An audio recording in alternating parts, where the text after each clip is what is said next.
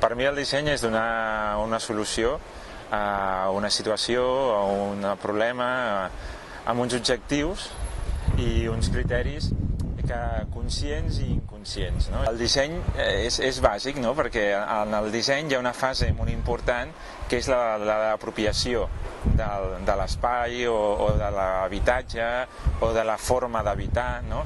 És a dir, més de l'habitar, no? És a dir, habitar en el sentit d'idees, espais i parets, no? Doncs aquesta apropiació d'aquest fet en la fase de codisseny doncs és quan es produeix o es pot produir d'una forma més important i es pot, diguem, volcar allò que conscientment una persona vol o allò que inconscientment no sap, però ja sigui per la cultura, circumstàncies o per la seva vida personal, familiar, doncs també ho està demanant o no. Llavors aquesta fase és molt important perquè és l'apropiació de l'espai a través de la projecció de l'espai vital, que és un habitatge. No? El bon disseny amb habitatge fins i tot diria que és complicat, no? Parlar de bon disseny perquè hi ha un altre factor que és el temporal. Què vull dir? Que un bon disseny pot ser per una persona jove un determinat i aquesta persona quan potser té família, quan envelleix o tal, ja no és un bon disseny.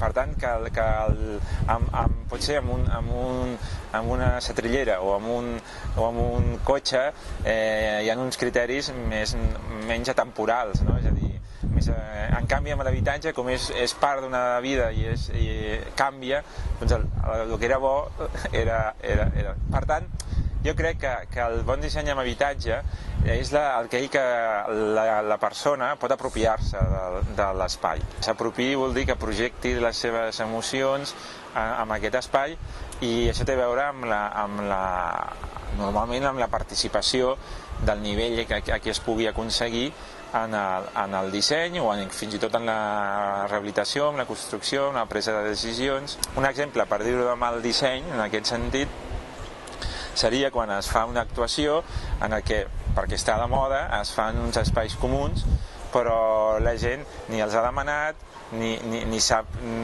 per què està allà, i quan es fa malbé una rentadora, doncs allà es queda, perquè ningú li dona. No? Llavors, tornem a l'exemple, al concepte d'apropiació de l'espai. No? Si no ho has demanat, no té per què haver-hi un espai comú. No? L'altra cosa és que treballis per donar més elecció, per fer adonar-se a la gent que pot ser una bona idea, però al final s'ha d'apropiar això. Per altra banda, també hi ha el fet que això també xoca amb tot aquest discurs, que és les economies d'escala i, per tant, la industrialització i, per tant, la repetició d'un model, no? Però, bueno, també hi ha coses intermitges, no? És a dir, un pot fer un contenidor, no? És a dir, un continent, no? Unes parets potser més o menys estandarditzades o dissenyades, si vols, i a l'interior poder ser molt més lliure, no? Això és una cosa curiosa, no? A vegades et trobes dissenys que en el seu moment estan molt defenestrats o negatius, com poden ser actuacions en polígons, d'habitatge de polígon que es diu, i que és el típic habitatge així, pot ser tot una mica monolític i lleig, però després donen molt de joc. Donen molt de joc i en canvi algunes actuacions d'un gran parc amb uns edificis molt alts que tenen una estètica i un gran disseny des del punt de vista de concepte d'estètic i això també és molt relatiu.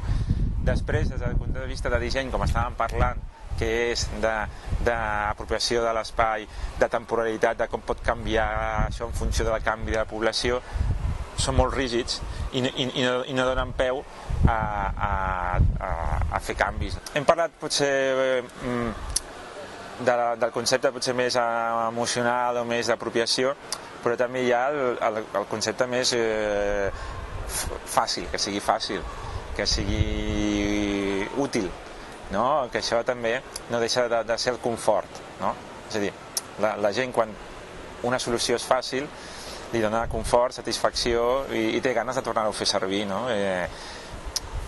Hi ha molts exemples d'això, no? És a dir, des del clip, no? Per dir-ho així, d'exemple que suposo que tothom deu posar, des de a vegades un porró, no? Com és una cosa que aguanta amb el temps. El mal disseny peca i a veure, això és algo que tots, que també va amb l'ésser humà, no? És quan el disseny es projecta només des d'un únic punt de vista, no? Si en general el disseny ha de partir de l'usuari, de la persona usuària. Això és el concepte general, no? Qualsevol persona té, amb les seves aptituds, en algun moment és capaç de fer un bon disseny, de donar una bona solució, de fer una... No? I aquesta no? Digue-li empoderament de la persona davant de que el ser humà no deixa de ser un dissenyador continu. Passa que hi ha gent que té més aptituds, diguem, cap a una cosa, o les ha treballat més, i per tant, desmitificar, no, el disseny en relació a uns col·lectius, no? No? És a dir, el disseny col·laboratiu, doncs, aquesta paraula, doncs, en el sentit col·laboratiu, però de qualsevol persona, no? A més, no és només un cop fet el producte i s'ha acabat, sinó el disseny, des del meu punt de vista, hauria de ser, bueno, i això, com ho milloraries? És a dir, què et sembla a la setrillera o al clip? L'habitatge encara té més sentit, perquè és això que hem dissenyat i que ho hem fet entre tots, després de viure un any o dos aquí, les teves expectatives s'han complert?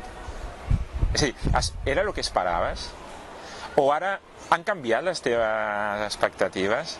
És a dir, la retroalimentació és algo que no està molt arrelat en la nostra potser manera de fer, no? Potser amb altres cultures més estadístiques, que dic jo, de més treball, potser l'americana o tal, sí que hi ha un continu búsqueda, però aquí jo trobo a faltar, per exemple, que ja dic, amb promocions que s'han pensat en teoria per les persones, per fer-ho més confortable o fer espais comuns i tal, bueno, i després de 5 anys què opina la gent d'això, no? Què milloraries, què tal, no? Això és una part que no es treballa, no? Que és el retroalimentar el disseny, que no deixa de ser dissenyar. El màrqueting és de les parts més importants en una societat que dissenya per satisfer a través del consum en gran part, no? La manera de fer arribar aquest disseny a la societat és a través d'una societat del consum, no? Llavors, per tant, és el xoc de dir que un bon màrqueting pot vendre un mal disseny, no? I ja està. Per exemple, quan els interessos econòmics o de poder fan que certs dissenys no tirin endavant, no? I aquí podem parlar, si vols, més una mica al meu camp, no? Més el tema, el cotxe elèctric, no? El cotxe elèctric es va inventar abans que el de motor d'explosió, no? I ara comencem a dissenyar cotxes elèctrics, no? Els poders econòmics, el petroli, etc. És una altra història. Ja hi havia plaques solars. I ara estem un altre cop amb les plaques solars, no? Clar, els altres factors de la societat que també hi són i doncs influencien clarament amb com es dissenya i si certs dissenys tiren endavant o no.